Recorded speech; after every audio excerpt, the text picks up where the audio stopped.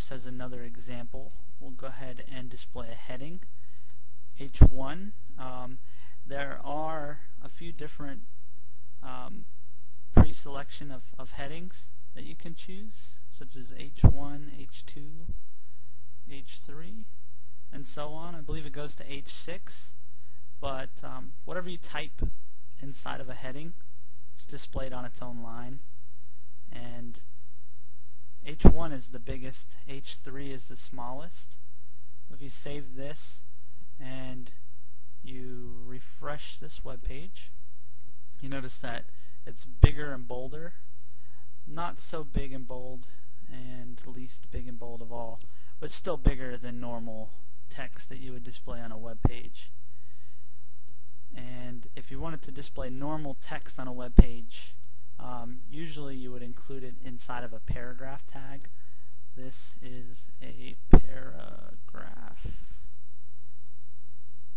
And then if you just pretend that this is a big long paragraph, I'll copy and paste it several times here, and you can just kind of pretend that this is a long document explaining a lot of information that you were putting on your web page.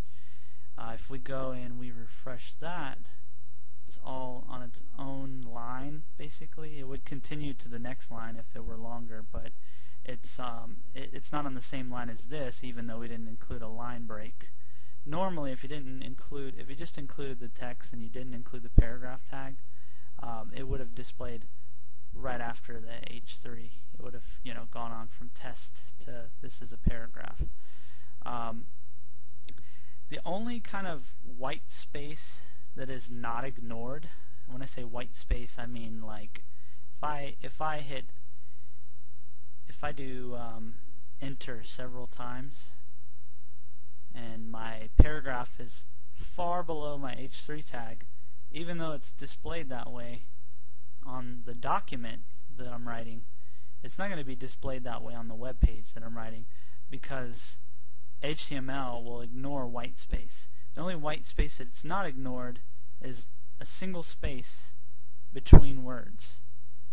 Between each word is a single space, and it's not ignored. If I put multiple spaces between words, it'll still only pick up on that single space. Nothing changed up here. Hello world is still all one space between the two. If you wanted to include multiple spaces, there's a special element. You don't see much of this because usually you won't have to include multiple spaces, but if you did, it would look like this. It's ampersand NB SP semicolon, and that is an extra space that won't get ignored. It's a way of telling the document to put another space here. Don't ignore this white space. So it's just a bunch of spaces. So if I save that and I refresh the page again, you'll see there's a bunch of spaces between hello and world now. Another thing that we can include, just as an example, really there are tons of different tags that you can include, and each tag has tons of different possible attributes that you can assign to them. Some of them don't have that many attributes, some of them don't have any attributes, such as the line break tag doesn't have a single attribute that you can assign to it. But the paragraph tag, there's several attributes that you can assign to it. But another one would be input. Input could be several different things, such as we could say that the type of input that we're going to include is a button, and another attribute that we can assign to the input tag is that the value is click this. And if I save that and I go and refresh this page, I get a button that says click this. Currently does nothing because we haven't actually assigned that kind of an attribute to this yet. In fact, there's a little bit more attributes, or there's a little bit more tags that would have to be included to get this to actually do something, unless you were using JavaScript instead. you would actually have to include a form around this item, like this: form and action equals, and then you'd have to end the form. And if you said that the action equals another document such as action.html, then whenever this button was clicked, it would submit any information included inside of the form, which currently is pretty much no information. It would submit that information to action.html, which does not exist, so we'll go ahead and take that out. We'll just leave our plain button in there for now. Take this away. And another input that we can include is input type equals, and we'll make this input type equal text. And if we do that, then we end up with a box that we can type in. It's just a text box. Let's see, I can type here. Let's see, what else? Oh, very, very important. The anchor tag is a link. It's a way of including a link. If we wanted to include a link to Google, we would type Google inside the inner HTML between the start and the end of the anchor tag. And inside here, we would assign an attribute called href, and that would equal http://www.google.com. If you save that and you open the document again and refresh it, you end up with a link to Google. If I click that, it actually takes me to Google. So that works.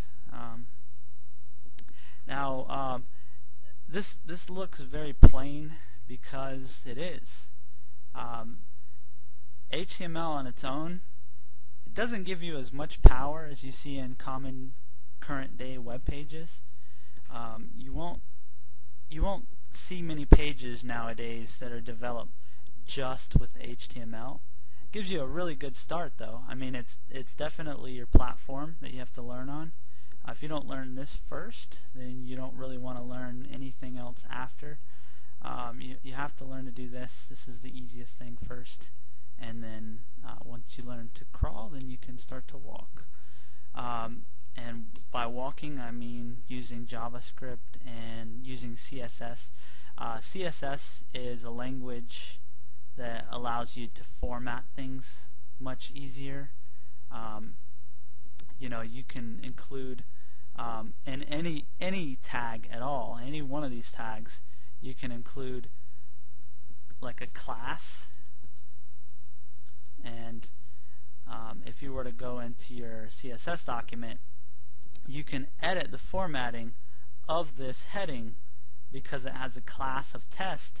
You can edit it and make it display in different ways, such as you could change the font color, the font size, the background color, the width of the element, the height of the element, so on and so forth.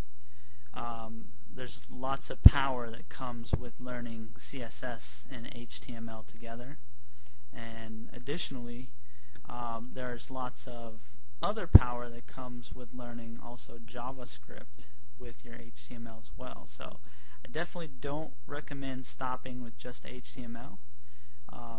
It's going to make the best starting point because you need this to move on, but you're going to notice that the pages are really, really plain, and you know, there's not much going on with them until you start to add some other formatting tools to them, or other languages to them, I should say, because JavaScript really isn't just for formatting. JavaScript gives you power to manipulate the page on the fly, you know, such as creating alerts where a message box pops up and you have to say yes or no, or you know, affecting the page as you're working with it, as the user clicks on something without even leaving this website, manipulating something on this web page and having it display something else instead. But enough with the other languages. I think this is a good start for HTML. If you want to leave some comments and let me know what else you'd like to learn in HTML. Otherwise, I'm going to start working on CSS, JavaScript, and some of the other languages next.